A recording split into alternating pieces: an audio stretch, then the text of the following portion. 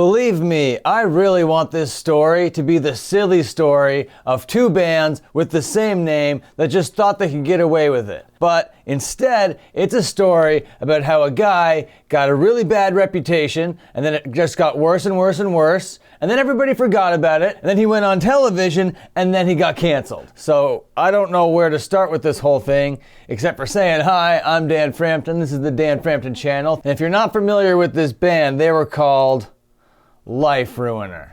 Now they started off as kind of a satirical joke band, a straight edge band, but the joke was, instead of singing about positivity and building each other up, they were singing about destruction and death. They weren't trying to make music, they were just trying to make noise. They were trying to offend you, they were trying to offend the scene. And everybody hated these guys. And at the time, I didn't like their music, I'm gonna be honest with you, but I did appreciate it through like the lens of professional wrestling, okay? These guys were bad guys, they were the heels of the straight edge scene, and I could kind of see what they were doing. They started around 2004 in Toronto, and they played for a couple years just being like a straight edge joke band, and then they broke up, and then there was this time that the band from the United States thought that they could just pick up where they left off, I guess. They named themselves Liferuiner. Well, I guess they named themselves X Liferuiner X, and they just like had a rotating list of band members or whatever. And then it goes on to say here that like their 9,000 band members became like such a meme that they're like, the next time someone breaks up, the whole band is gonna disband, and then right after that, someone,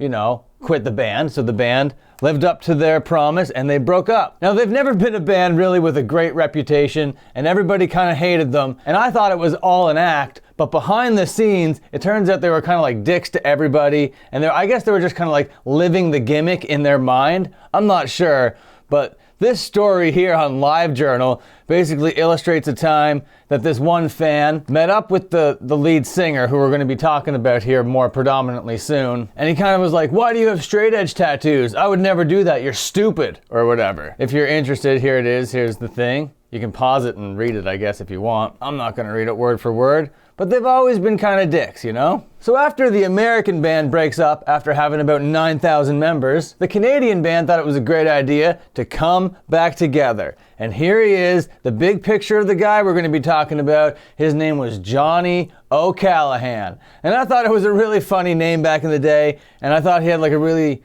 intimidating presence. I thought the whole image and the whole presentation was very spot on for what they were going for. Like, I don't know how anyone really got legitimately mad at them, because I thought they were just like living that gimmick to the T. But it turns out they were more than just mean to people. Now, it was during this time that this Jonny O'Callaghan had a nude picture leak on the internet. Now, I can't find it, but I swear to God, I remember this thing being a thing, and he was like laid out on a couch, and it was one of the cringiest things in the world.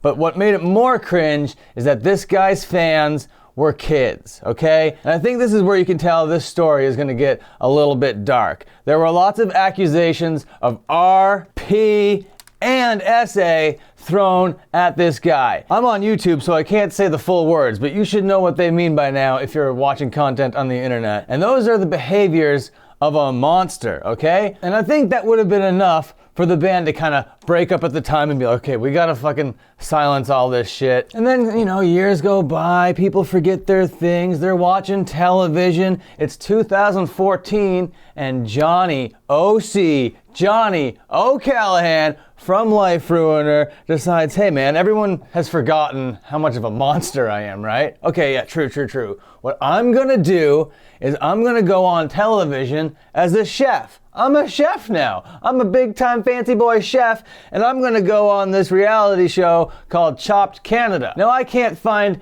any information about Jonny O'Callaghan on the Chopped Canada website because he seems to be erased. He has gotten the Chris Benoit treatment, and I don't know why that could be. And here we go, we're on Twitter here now, and as you can see, his @ you can't click on it.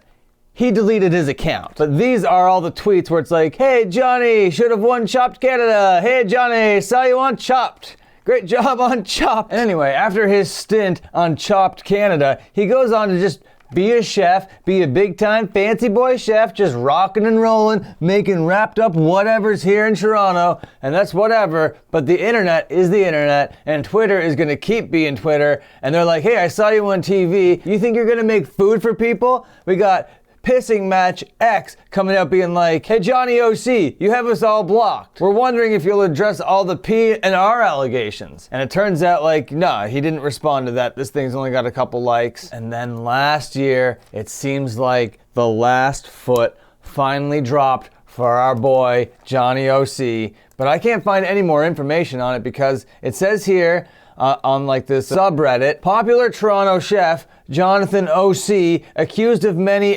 SA and P behavior towards minors. What the fuck? And then you click on that link and it brings you to a page not found. So I don't know if this means he's been charged and everything's been erased, or if he is so scared of information coming out that he self-erased everything. I'm not sure what's going on here, everybody.